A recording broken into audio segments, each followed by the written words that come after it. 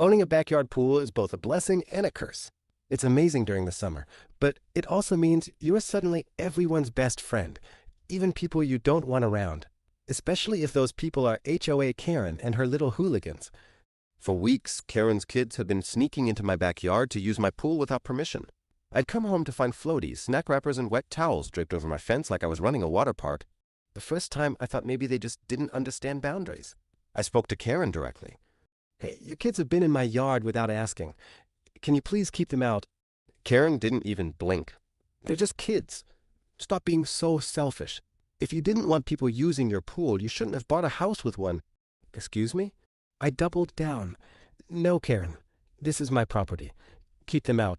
She rolled her eyes, muttered something about me being stingy, and stormed off. But the very next day, I caught them climbing the fence again. I tried everything. Higher locks, cameras, even a motion sensor sprinkler. Didn't matter.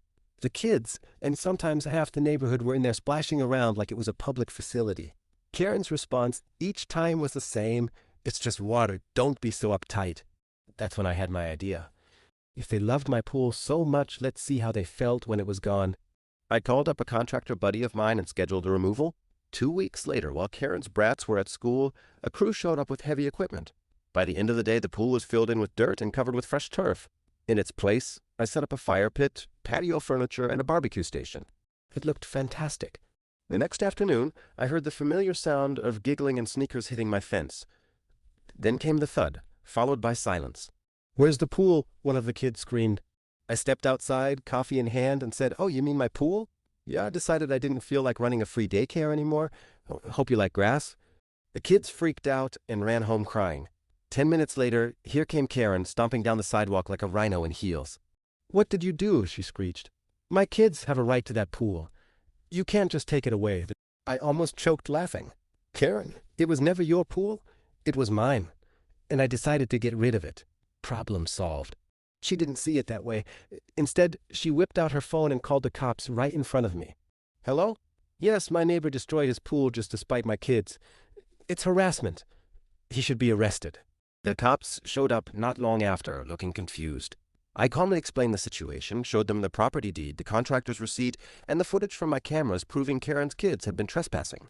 One officer turned to Karen and said, "Ma'am, he's completely within his rights. In fact, if his footage shows your kids trespassing, you might want to consider yourself lucky he hasn't pressed charges." Karen's face went pale. She stammered, "But it's just a pool. He can't just take it away." The cop deadpanned, "It's his property. He can build or remove whatever he wants." They left her standing in my yard, red-faced and sputtering, while I lit up the fire pit and threw on some burgers. Now, my weekends are peaceful again. Instead of screaming kids in my backyard, I've got friends over for cookouts, and we all laugh about the time Karen thought she owned my pool. Funny enough, a few neighbors even thanked me. Turns out Karen's kids had been sneaking into their yards too. Filling in that pool was the best decision I ever made. And Karen? She hasn't looked me in the eye since.